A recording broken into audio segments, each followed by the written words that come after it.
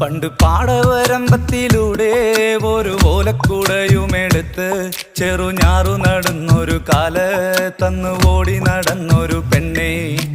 കയ്യിൽ കരിവളയിട്ട് കണ്ണിൽ കൺമഷി കൊണ്ടുവരച്ച് പിന്നെ വാർമോടിയൊക്കെ വിരിച്ച് നല്ല ചേലുള്ള പാവാടയിട്ട് ആ തോട്ടോരത്തുള്ളൊരു കൈതോലക്കൂട്ടത്തിനോരത്തു നിൽക്കണ ഒരാൾ മരത്തിൻ ചോട്ടിലിരിക്കണ ദേവിക്കു ചാർത്തുവാൻ പൂവുകൾ കൊണ്ടുപോയോ പെണ്ണെ, പൂവുകൾ കൊണ്ടുപോയോ.